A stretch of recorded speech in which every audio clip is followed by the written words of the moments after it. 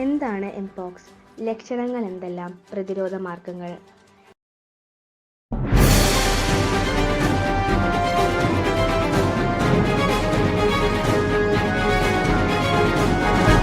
എന്താണ് എംപോക്സ്? ആരംഭത്തിൽ മൃഗങ്ങളിൽ നിന്ന് മനുഷ്യരിലേക്ക് പകരുന്ന ഒരു ജന്തുജന്യ രോഗമായിരുന്നു എംപോക്സ്. എന്നാൽ ഇപ്പോൾ മനുഷ്യരിൽ നിന്ന് മനുഷ്യരിലേക്ക് തന്നെ നേരിട്ട് പകരുന്ന രോഗമാണിത്.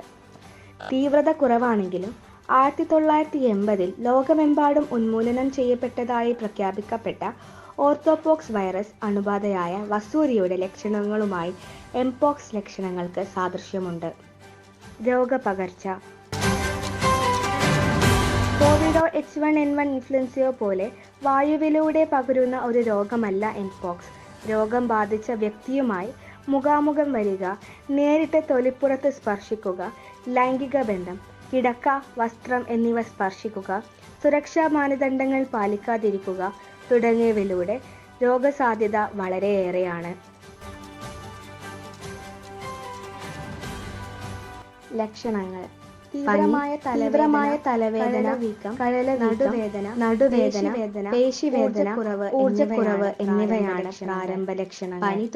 പനി ഒരാഴ്ചക്കുള്ളിൽ ദേഹത്ത് കുമിളകളും ചുവന്ന പാടുകളും പ്രത്യക്ഷപ്പെട്ടാൽ തുടങ്ങുന്നു. മുഖത്തും കൈകാലുകളിലുമാണ് കൂടുതൽ കുമിളകൾ കാണപ്പെടുന്നത്. ഇതിനു പുറമെ കൈപ്പത്തി, ജനനേന്ദ്രിയം, കണ്ണുകൾ എന്നീ ശരീരഭാഗങ്ങളിലും ഇവ കാണപ്പെടുന്നു.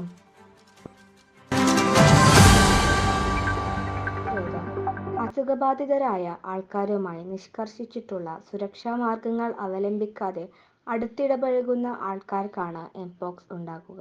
വൈറസ് ബാധയുണ്ടെന്ന് സംശയിക്കുന്നതോ സ്ഥിരീകരിച്ചതോ ആയ രോഗികളെ പരിചരിക്കുന്ന ആരോഗ്യ പ്രവർത്തകരും രോഗബാധിതരുടെ സേവനങ്ങൾ കൈകാര്യം ചെയ്യുന്നവരും രോഗപകർച്ച ഒഴിവാക്കുന്നതിനായി നിർദ്ദേശിച്ചിട്ടുള്ള അണുബാധ നിയന്ത്രണ മുൻകരുതലുകൾ സ്വീകരിക്കണം.